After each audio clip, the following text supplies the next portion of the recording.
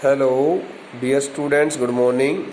Students, let's start reading the rest of the part of this chapter number 2nd, and in this lecture we would like to complete it. So the passage which we are to read, okay, is this one. I could find no words with which to respond. When Jonathan, a 6-year-old child, spoke those inspirational words to his father found himself totally speechless. He could not answer, he could not speak any word in response to his statement. He thought that the child had spoken such a powerful words. So कहता है I could find no words with which to respond, मुझे कुछ ऐसे शब्द नहीं मिल पा रहे थे जिससे कि मैं अपने बच्चों के द्वारा बोले गए शब्दों का जवाब दे सकूं. But I left the children's cabin determined to fight the sea with everything I had. Since he knew it very well that the situation had again turned very serious and very dangerous, and he thought that it would be better for him if he went to control the situation. Okay, otherwise they all would surely meet their death. So in order to protect the weakened section, okay, of the ship, he tried his best using all those things which he could possibly use. जितना भी कुछ वो प्रयोग कर सकता था वो सब करने के लिए उसने अपना पूरा जोर लगाया. But I left the children's cabin, वो कहता है कि मैं अपने बच्चों के उस केबिन से, बच्चों के उस कक्ष से बाहर निकल करके आया. डिटरमिन्ड टू फाइट द सी, इस बात का निश्चय करके कि मुझे समुद्र की लहरों से मुकाबला करना है. विद एवरीथिंग आई हैड, जो कुछ भी मेरे पास है मैं उसका इस्तेमाल करके समुद्र की लहरों के साथ में अपनी नौका को बचाऊंगा, अपने परिवार को बचाऊंगा, सभी लोगों को बचाऊंगा. To protect the weakened starboard side, weakened mean मैंने कहा डैमेज्ड, वो पूरा हो चुका था डैमेज्ड, राइट हैंड साइड. तो कहता है कि अपनी मेरी नौका का दाईं तरफ का हिस्सा जो बिल्कुल क्षत विक्षत हो चुका था, खराब हो चुका था, उसको बचाने की खातिर I decided to heave mean उठाना होता बेटा, pick, raise high, HEAV, heave means raise high. कहता I tried to heave, I decided to heave to, मैंने उसको उठाने का प्रयास किया, निश्चय किया. With the undamaged port, port stands for left side. Here port means left side of the boat. Undamaged, वो कहता है with the undamaged port hull, with the undamaged port hull. कहता है कि हमारे जहाज का जो बाईं तरफ का जो हिस्सा था बिल्कुल सुरक्षित था, कोई डैमेज नहीं हुआ था. उस पूरे हिस्से को facing the on coming waves, ताकि मैं उस पूरे हिस्से को, और जहाँ से भी वो लहरों का पानी आ रहा था उस पानी की तरफ उसको उठा करके और उस पानी को मैं बचा सकूँ, उस पानी को दूर ही रख सकूँ, नौका में न प्रवेश होने दूँ. Using an improvised sea, improvised mean क्या होता है बेटा, टेम्परेरी होता है, temporary sea anchor of heavy nylon rope, एक बहुत बड़ी मजबूत सी नायलॉन की बनी हुई एक अच्छी सी रस्सी लेकर के, and 20 litre plastic barrels of paraffin, paraffin मिट्टी का तेल होता है, क्रूड ऑयल. और कहता है कि मिट्टी के तेल के 2 बड़े बड़े प्लास्टिक के जो पीपे भरे हुए थे, उन 22 लीटर, 2 बड़े बड़े उन पीपों में 11 लीटर, जो 22 लीटर पैराफिन तेल था, उसमें मैं अपनी उन नायलॉन की उन रस्सियों को डुबो करके, और मैं उस पूरे इधर वाले लेफ्ट साइड वाला जो हिस्सा था उसको खींच करके, और किसी तरह से उस जहाज के अंदर पानी ना घुस जाए, इसलिए उन लहरों के पानी को मैं रोक पाने में अपना पूरा प्रयास करने में लगा हुआ था. लेफ्ट साइड वाले हिस्से को उतना ऊपर उठा करके कि भी ताकि वो राइट साइड वाले हिस्से से जो पानी आ रहा है, लेफ्ट साइड वाले हिस्से से यदि कोई पानी आएगा तो वो किसी प्रकार से नौका के अंदर प्रवेश ना हो सके, ना घुस सके. That evening Mary and I sat together holding hands, वो कहता उस दिन शाम के समय, 5 जनवरी की शाम के समय, मैं और मेरी पत्नी दोनों ने कुछ समय के लिए विश्राम किया. हम दोनों ने अपने हाथों में हाथ डाल करके बैठ गए. As the motion of the ship brought more and more water in through the broken planks, जैसे हमें लगा कि भाई अभी हमारी जहाज जो है वो आगे बढ़ती जा रही है, और जितने आगे बढ़ती जा रही थी उतना ही नीचे से टूटे हुए जो लकड़ियों के जो लट्ठे थे. देखो बेटा, that evening Mary and I sat together. Okay, on the evening of January 5, the author and his wife Mary both sat together. The author and his wife sat together, holding their hands. Okay, holding their hands. So on the evening of January 5, the author and his wife Mary, sat together holding their hands, as the motion of the ship brought more and more water in through the wooden planks. As soon as they noticed that the more the ship moved ahead, जितनी ज़्यादा जहाज आगे हिल रही है, the more water was coming inside the main part of the boat. उनको लगा कि भाई अब तो बचना मुश्किल है, क्योंकि थोड़ी सी भी हलचल यदि हम अपनी नौका को आगे बढ़ा रहे हैं, आगे उन दोनों टापुओं में से द्वीपों में किसी एक द्वीप पर पहुंचने के लिए हम आगे इस नौका को बढ़ा के ले जाएंगे तभी तो पहुंचेंगे। जैसे जैसे उन्होंने अपनी नौका को आगे चलाना शुरू किया, वैसे वैसे पानी टूटे हुए जो लकड़ी के लट्ठे होते हैं ना, wooden locks, flat wooden locks कहते हैं, उसको प्लैंक्स बोलते हैं बेटा, फट्टे बोलते हैं हिंदी में, फट्टे तख्ते। We both felt the planks means flat wooden log, flat wooden log. We both felt the end was very near. It was the only time when the captain and his wife decided that they would surely meet their end. कि अब कोई बचाने वाला नहीं है, हमारा अंत जो बहुत नज़दीक से है, हम बिल्कुल मरने के कगार पर हैं। But wave walker road out the storm, लेकिन वेव वॉकर क्योंकि एक मजबूत जहाज थी, it was a professionally built and very powerful boat, so it faced all kinds of challenges very confidently. मतलब कि उस जहाज ने भी अपने विश्वास को तोड़ा नहीं और जहाज भी बड़े विश्वास के साथ में आगे बढ़ती रही। वो कहता है कि हमारी वेव वॉकर जहाज जो थी उन तूफानी लहरों के ऊपर से आगे बढ़ती रही। And by the morning of January 6 and by the morning of January 6 mean by mean till होता है वैसे, एंड बाई भी लगा सकते हैं, और by the dawn by the day break of January 6 with the winds easing means the wind speed had stopped. Now the fast blowing stormy sea winds had almost ceased. अब वो कहता है कि 6 जनवरी की सुबह होने तक हवा भी रुक गई थी, हवा में भी बहुत ज़्यादा धीमापन हो गया था। I try to get a reading on the sextant में दिशा सूचक, मतलब जानकारी लेने के लिए, डायरेक्शन को बताने के लिए। कहता है कि हम दिशा के बारे में जानने के लिए मैंने सेक्सटेंट के ऊपर जा करके और दिशा सूचक यंत्र को मैंने जा करके उस पर मैंने अपना आकलन किया, देखा। Back in the chart room, फिर वापस में चार्ट रूम में आया। आई वर्क ऑन विंड स्पीड्स, मैंने हवा की तेज़ रफ्तारों के बारे में कुछ काम किया। I work on wind speeds, it means he also calculated कि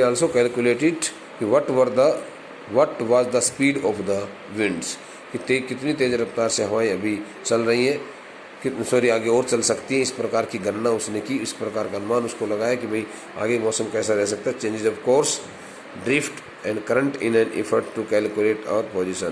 कहता है कि हमने अपनी पोजीशन को, अपनी स्थिति को ठीक प्रकार से देखने के लिए किधर कौन से रास्ते से हमें घूम करके जाना है, कौन सा रास्ता है, कौन से मार्ग से होकर हमें आगे बढ़ना चाहिए, कितना हमें अपने आप को, अपने जहाज़ को किस दिशा में और थोड़ा घुमाना चाहिए। ड्रिफ्ट का मतलब घुमाने के लिए होता है, मूव। तो इस तरह से कहता है मैंने पूरी कैलकुलेशन उस सेक्सटेंट के माध्यम से चार्ट रूम के दोबारा चार्ट रूम के अंदर जा कर के चार्ट रूम में जो चार्ट इत्यादि रखे थे उनको देख करके मैंने पूरा कैलकुलेशन किया। Now the author calculated it getting help of the sextant and the chart in the chart room.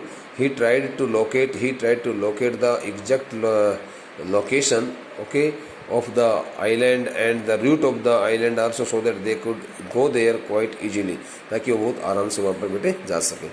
The best I could determine was that we were somewhere in 1,50,000 kilometers, 1,50,000 kilometers of ocean, looking for a 65 kilometers wide island। वो कहता है कि अब मैं हिंदी में बताता हूँ, इसको थोड़ा समझ में आ जाएगा आपको। The best I could determine was whatever the captain, I would like to explain first in English also, whatever the captain examined, so as per his examination, as per his calculation, he found that they were standing in 1,50,000 kilometers ocean, the ocean which had spread, the ocean which had spread in the radius of 1,50,000 kilometers, and they were standing in the middle of such a very large such a very large ocean, looking for a 65-kilometer wide island. They were searching for only a very little island which was spread, which covered the area in 65 kilometre. वो कहता है 65 kilometre के क्षेत्रफल में बसे हुए 65 kilometre के क्षेत्रफल में बसे हुए किसी हम टापू की खोज करने के लिए 1,50,000 किलोमीटर के क्षेत्रफल में फैले हुए एक बहुत बड़े महासागर के बीच में हम खड़े थे। ऐसा कहता कि हमें आइडिया लग गया था, हमें पता लग गया था। उसके पास वो सब कैलकुलेशन करने के लिए साधन थे। So it was the southern Indian ocean that had covered the distance 1,50,000 kilometres in its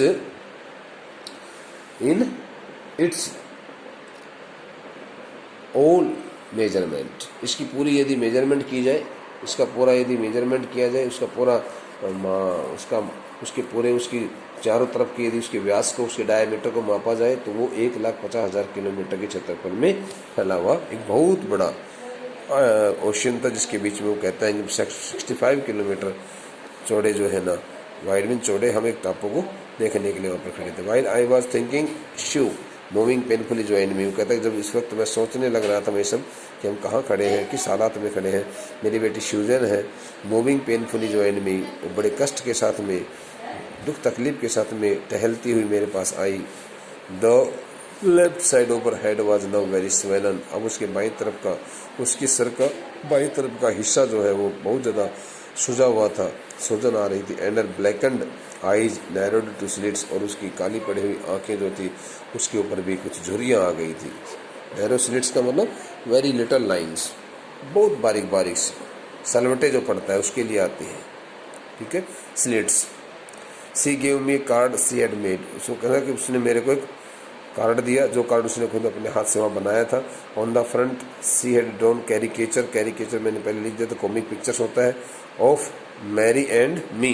वो कहता है कि उसने, कैप्टन कहता है कि मेरी लड़की ने, here through this statement the captain wants to tell us that his 7-year-old daughter, whose name was Susan, had made a comic picture of both his father and mother. Okay, with the words, and she has also written some words just below the pictures. Here are some funny people. She also wrote such kinds of words under the pictures of her parents. अपने माता पिता की तस्वीर के नीचे उसने इस प्रकार के शब्द लिखे थे कि दुनिया में कुछ अजीब किस्म के, बड़े ही विचित्र किस्म के लोग भी होते हैं। Did they make you laugh? क्या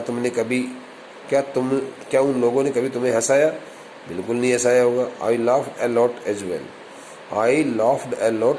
वो कहता है कि मैंने अपनी लड़की के द्वारा बनाए गए उस कॉमिक पिक्चर को देख करके बहुत ज़्यादा मैं हंसा, मुझे काफ़ी हंसी आई। वो क्या हमसे बात कर रहा है लेखक यहाँ पर, हम पाठकों से। Here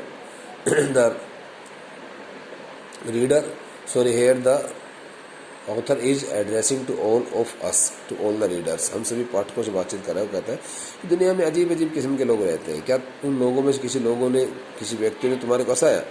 I laughed a lot as well. कहता मैं भी इसी प्रकार से मेरी अपनी लड़की के उस चित्र को देख करके, मजाक की उस चित्र को देख करके मैं हंसा।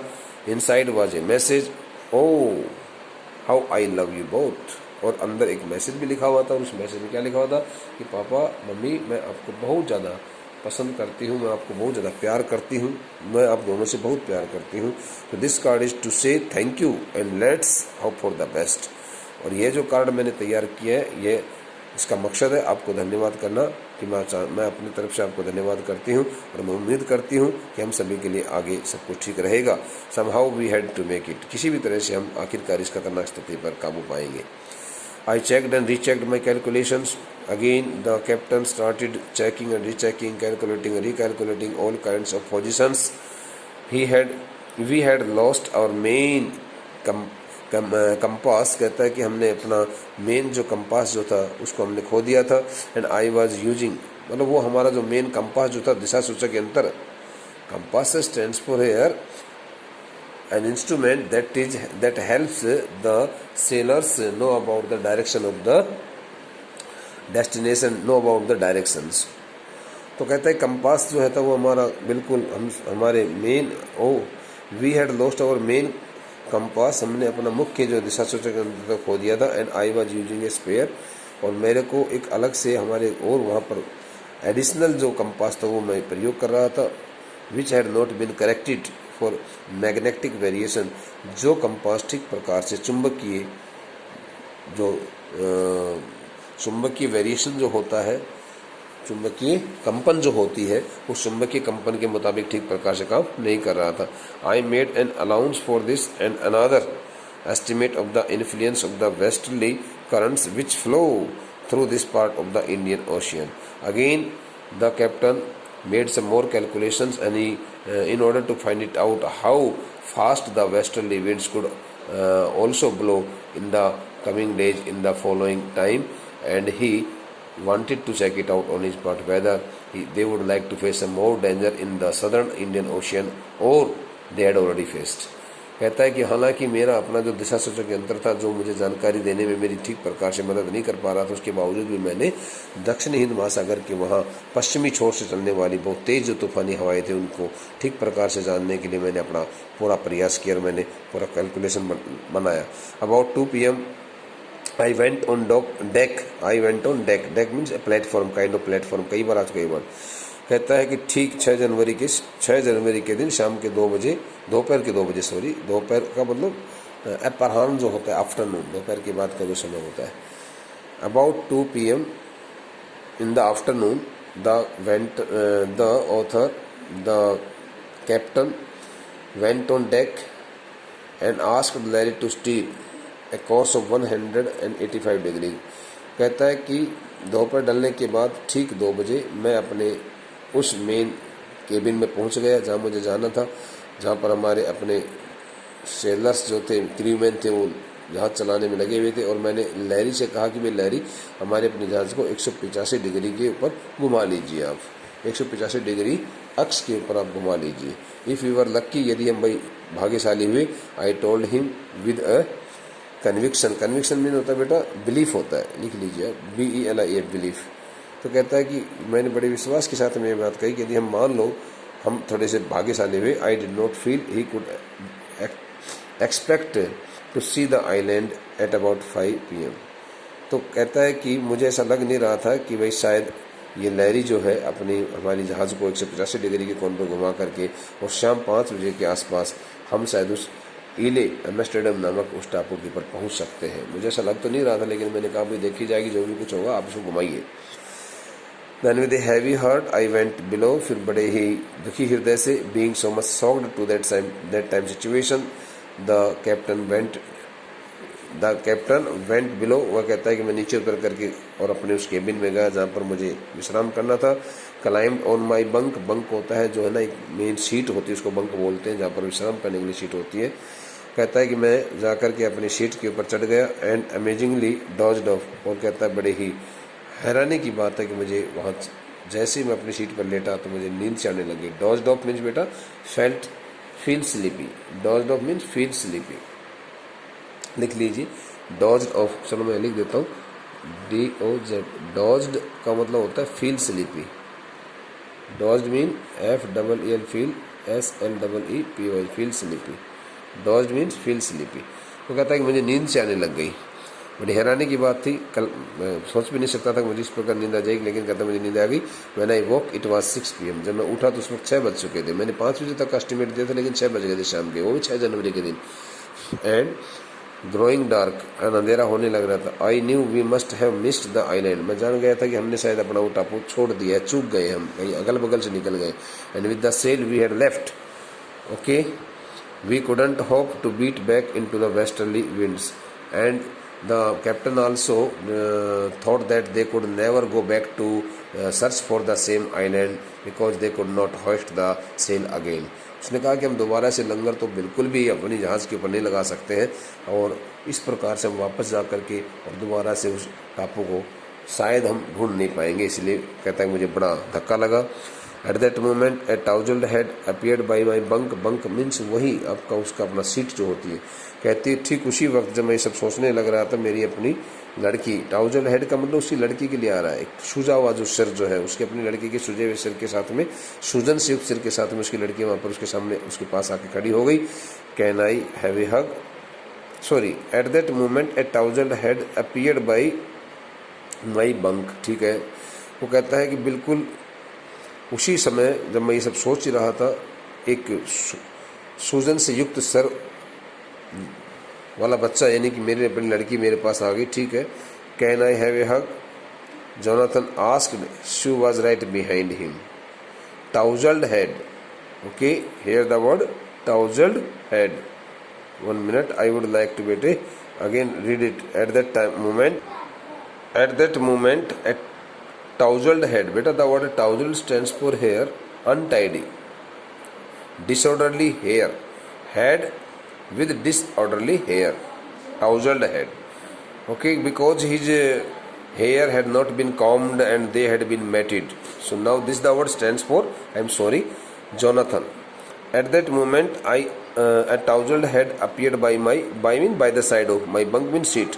वो कहता ठीक उसी समय मेरी अपनी सीट जहाँ पर जिस सीट पर मैं लेटा हुआ था, मेरी आंखें अभी खुली ही थी, उसी सीट के पास में, और एक उलझे हुए बालों वाला कोई एक बच्चा, यानी कि मेरा बच्चा जो उलझे वाले बालों वाला सर मेरे को दिखाई पड़ा। ऐसा लगा जैसे कि मेरा बच्चा मेरे पास आकर खड़ा हो गया है। Can I have a hug, hug means the word hug stands for embrace.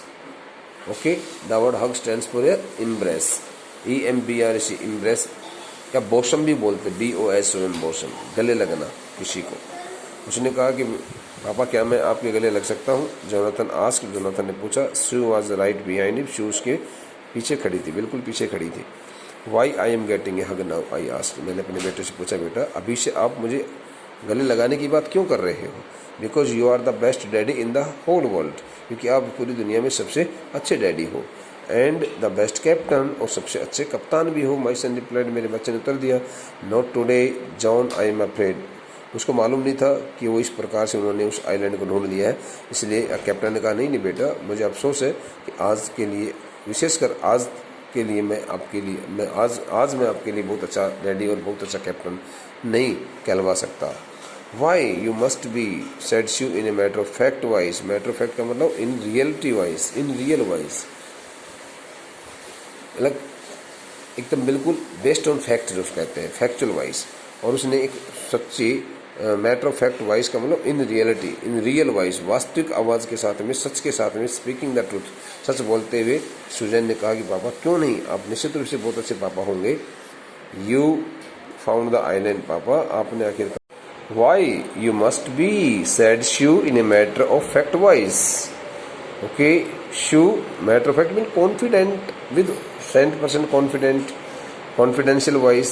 She also spoke some words, okay, with much confidence, saying that, Papa, you must be the best captain and the best daddy in the whole world, because you have found the island, क्योंकि आपने इसमें have नहीं लगा रखा बेटा, मैंने अपनी तरफ से जोड़ा है। Because you found the island, क्योंकि आपको टापू मिल गया है। हमने आखिरकार जिस टापू की आप बात करें तो टापू हमारे को मिल गया है। वॉट आई शाउटेड, मैंने चिल्ला के कहा। क्या कहा आपने बेटा? Did out there in front of us they chorused means spoke in a single one voice. तो सभी एक समूह के अंदर बोले, देखो हमारे सामने वो टापू रहा, as big as a battle ship, ऐसा लगता है जैसे कि वो टापू इतना बड़ा है जितना कि एक युद्धपोत, बहुत बड़ा एक टापू सा ऐसा लग रहा था दूर से, जैसे कि मानो युद्धपोत है, युद्ध के समय में प्रयोग ली जाने वाली जो जहाज होती है। I rushed on deck, okay, being so much delighted, the captain rushed on deck and gazed with relief at the stark stands for bleak, BLA की bleak, desolate, outline mean sketch होता है, आउटर पार्ट ऑफ ईले Amsterdam. Deck stands पर बेटा the main cabin of the crewman. वो कहता है कि मैं अपने उस मेन केबिन जहाँ पर हमारे अपने साथी बैठे हुए थे, जहाज को चला रहे थे, वहाँ पर मैं दौड़ के गया और मैंने उस ईले एम्स्टरडैम नामक उस टापू के बाहरी उस पूरे इलाके को, उस सुनसान इलाके को मैंने वहाँ से बड़े राहत के साथ में टकटकी बांध करके देखा। It was only bleak piece of volcanic rock, ऐसा लगा जैसे कि मानो ये अपने आप में एक बहुत बड़ा, it was only bleak piece of volcanic rock, जैसे कि ज्वालामुखी चट्टान का कोई बचा हुआ एक डेसोलेट, एक नीरस सा कुछ टुकड़ा यहाँ पर शेष बच गया हो, ऐसा मुझे लगा। विद लिटल वेजिटेशन, जहाँ पर कोई किसी प्रकार की घास फूस दिखाई नहीं दे रही थी, कोई वनस्पति नहीं थी, वनस्पति ना के बराबर थी। The most beautiful island in the world, वास्तव में देखा जाए तो वह दुनिया में सबसे सुंदर दिखाई पड़ने वाला एक टापू था। द लास्ट पार्ट बेटे, we anchored off shore for the night, हमने रात्रि के लिए अपने थोड़ा सा किनारे से दूर हट करके ही हमने अपने जहाज़ को ठहरा दिया। And the next morning, all 28 inhabitants of the island cheered us as they helped us ashore. Offshore का मतलब किनारे से दूर हट करके नौका को खड़ा कर लेना, और किनारे के पास जाकर के खड़ा करने के लिए एश्योर होता है। और अगले दिन सुबह होने पर वहाँ के 18 जो निवासी जो थे, रहने वाले लोग, उन्होंने, उस टापू के रहने वाले 18 निवासियों ने, इनहेबिटेंट्स में बेटा रेसिडेंट्स होता है, तो उन्होंने बड़ी खुशी जाहिर की हमें देख करके, और वो उन्होंने हमारे को उस टापू के किनारे तक ले जाने में हमारी मदद की। With land under my feet again, एक बार फिर दोबारा से अपने पैरों के नीचे ज़मीन देख करके, my thoughts were full of Larry and Herbie, कहता कि मेरे विचार सबसे पहले लैरी और हर्बी, उस स्विट्जरलैंड के उस लैरी और हर्ब के बारे में, दोनों के बारे में मेरे दिमाग में कुछ विचार घूमने लगे। चीयरफुल एंड ऑप्टिमिस्टिक, जो वास्तव में बड़े खुश मिजाज दिखाई पड़ने वाले व्यक्ति, बड़े आशावादी व्यक्ति थे। अंडर द डायरेस्ट स्ट्रेस, जो बड़े ही भयंकर निराशा के समय में भी उन्होंने अपनी खिलखिलाते हुए खुशी के चेहरे के साथ में और आशावादी विचारों के साथ में अपना काम किया। और मैंने फिर अपनी पत्नी के बारे में भी कुछ विचार किया, सोचा, who stayed at the wheel for all those crucial hours, जो खतरनाक संकट की घड़ी के दौरान में अपने आप को उसने पहिए के पास खड़े होकर के अपने आप को बचाया। Most of all I thought of A 7 year old girl, सबसे ज़्यादा मैंने अपने 7 वर्षीय लड़की के बारे में सोचा, सुजन के बारे में, who did not want us to worry, जो हमें बिल्कुल भी चिंतित नहीं करना चाहती थी, अबाउट ए हेड इंजरी, उसके सर पर बहुत ज़्यादा गंभीर चोट आई हुई थी, लेकिन उस चोट के बावजूद भी हमें बिल्कुल भी चिंतित नहीं करना चाहती थी। Which subsequently took minor operations to remove a recurring blood clot between skin and skull, उसकी अपनी खोपड़ी और उसकी त्वचा के बीच में कुछ इस प्रकार की चोट आ गई थी, जिसके कि हल्के हल्के कुछ टाँके भी लगवाने पड़े थे बाद में उस ब्लड की क्लॉटिंग को हटाने के लिए। और बाद में फिर ये सब हमने वहाँ पर करवाया था इलाज उसका। तो हमने देखा कि घर पहुँचने के बाद की बात बता रहा है। And of a 6 year old boy who was not afraid to, वापस लंदन पहुंचने के बाद में इस प्रकार के सब इलाज उन्होंने करवाया, या फिर हो सकता है किसी ऐसी जगह पर करवाया जहाँ पर उनको सब मेडिकल फैसिलिटी मिल गई बेटे। और फिर कहता मैंने अपने उस 6 वर्षीय लड़के के बारे में भी सोचा, who was not afraid to die, जिसको बिल्कुल भी मरने से भय नहीं लग रहा था। Now I would like to explain this the last passage in my own language in English बेटे। When all the sailors sailing in the boat Waywalker had reached quite pleasantly successfully at the island Ile Amsterdam, and when the author noticed that they had really reached the island Ile Amsterdam, so his happiness knew no bounds. Okay, he could hardly believe on his eyes. Okay, finding the ground under his feet, and he started thinking of his 2 hired crewmen who had been so much optimistic, so much cheerful, okay, right from the first moment till they reached here, okay, till they reached at the island Ile Amsterdam. And he also started thinking of his wife Mary, who had also saved and defended herself, holding the wheel very tightly in the difficult situation. Most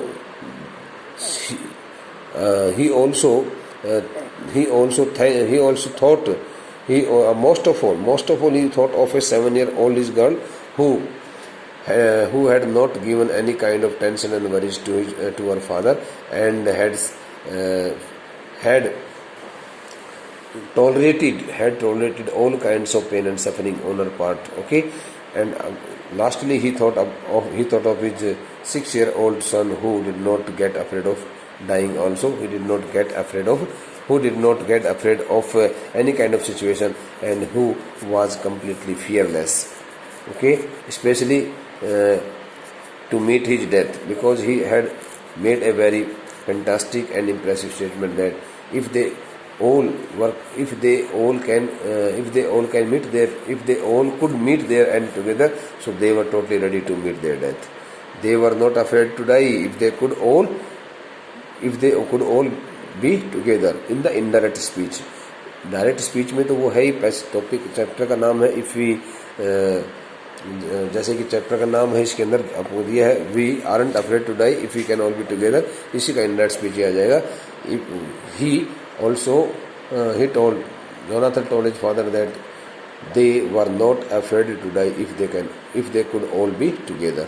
So it was really a very difficult and very, very painful and horrific, okay, terrific, horrible and terrific sea journey, sea voyage, okay, which had proved that if the person was fully confident and brave, so nothing was impossible in his life.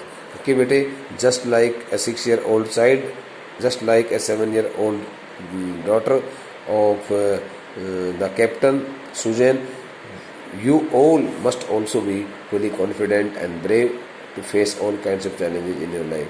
Okay, bete. So now the chapter has been completed. In case you have not understood any sentence, is the explanation and translation, so kindly write to me so that I can provide you the explanation and the translation of this chapter for your better understanding. Thank you, beta.